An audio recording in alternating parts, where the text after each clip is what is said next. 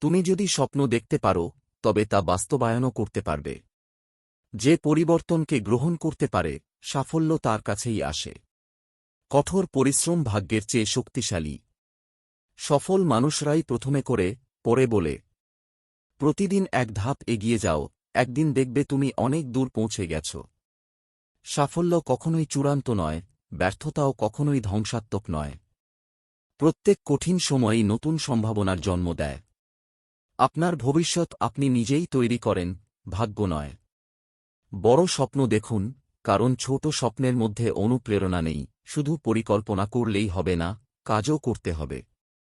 ধৈর্য এবং অধ্যবসায় সাফল্যের মূল চাবিকাঠি।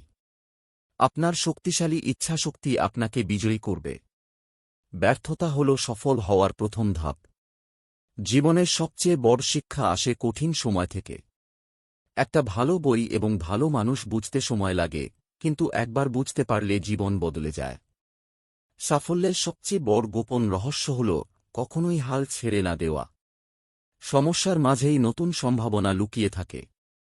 জীবনে যখনই কিছু হারিয়ে যায় তখনই কিছু নতুন পাওয়া অপেক্ষা করে।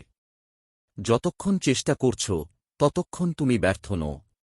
সঠিক সময়ের জন্য অপেক্ষা করো না, সঠিক কাজ করো আর সময়কে তোমার জন্য সঠিক করে তোলো।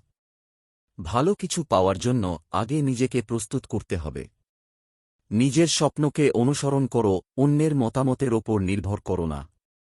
নেতা হওয়া মানে শুধু সামনে থাকা নয়, বরং সবাইকে সামনে এগিয়ে নিয়ে যাওয়া। নিজেকে ছোট ভাবলে বড় কিছু করা সম্ভব নয়। জীবনের সবচেয়ে অন্ধকার সময়েও একটি আলোক রশ্মি থাকে। যতদিন স্বপ্ন বেঁচে আছে ততদিন আশা আছে। তুমি নিজেই তোমার জীবনের স্থপতি, নিজের ভবিষ্যৎ নিজেই গড়ো। জীবন কখনোই একই রকম থাকবে না, পরিবর্তনই জীবনের নিয়ম। সাফল্যের সবচেয়ে সুন্দর মুহূর্তটি আসে সবচেয়ে কঠিন সময়ের পর।